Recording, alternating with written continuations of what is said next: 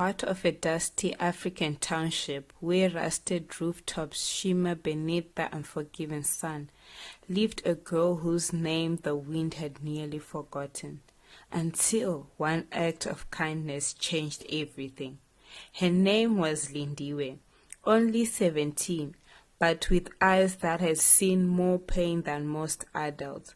After losing her parents in a tragic taxi accident, Lindiwe was taken in her by her late mother's sister, Aunt Noni, a woman hardened by life and made bitter by poverty.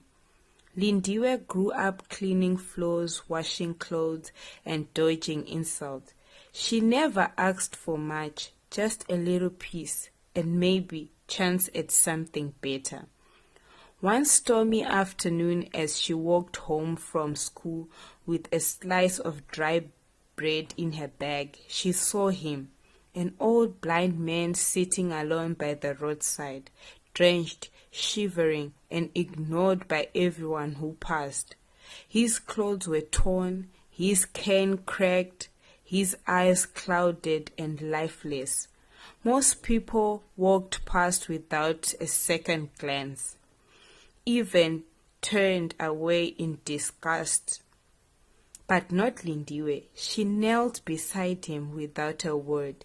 She shared her bread. She offered him her school sweater, and when he struggled to rise, she helped him to dry corner under the bridge and kept him company until the rain faded. As she stood to leave, he gently took her hand. "You've given me more than food, child," he whispered. "You have given me dignity."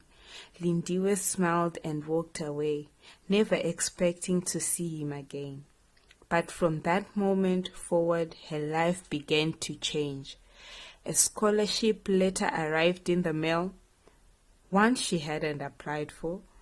The owner of a small tech company came to her school and picked her for an internship. A woman from church gifted her a new phone, saying she'd been led by God to do so. People began noticing her, respecting her, admiring her.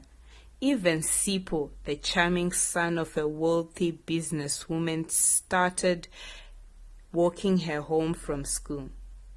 He told her she was different, that her laughter stayed in his head even when she was gone. But not everyone was happy. Aunt Noni became restless, suspicious. Her tone grew cold, her rules stricter. She searched Lindiwe's things, accused her of witchcraft, and warned her never to trust rich boys from clean houses. Yet, the more Noni pushed, the more Lindiwe bloomed. Soon she wore clothes of her own choosing, paid for groceries, bought her aunt a new radio. People in the township whispered, some with awe, others with poison. And then the rumors started. They said she slept with the principal, that she used Muti traditional magic, that she sold something sacred to get what she wanted. When Sipho's mother heard of her binding love, she stormed into Auntie Noni's home, calling Lindiwe a gold digger, a liar, a temptress. Sipho was forbidden from seeing her. Heartbroken, Lindiwe returned to the place where it all began, the bridge. And there, once again, sat the old blind man. But something was different. His clothes were clean, his cane looked new, and though he was still blind, he seemed to glow.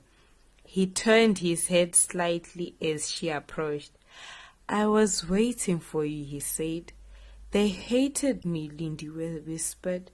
"They think I don't deserve what I have." "And do you?" he asked gently. She hesitated, then nodded. "Yes, I do." The old man smiled. Then, Let them talk, he said. The truth doesn't need permission to shine. And as Lindiwe turned to walk away, she glanced back. He was gone. No footstep, no trace, only the memory of a stranger who saw her heart when no one else did. Lindiwe did not become rich because she helped a blind man. She became rich because kindness always returns, sometimes in ways the world will never understand. So remember, not all strangers are beggars, and not all blessings come from above. Some walk among us.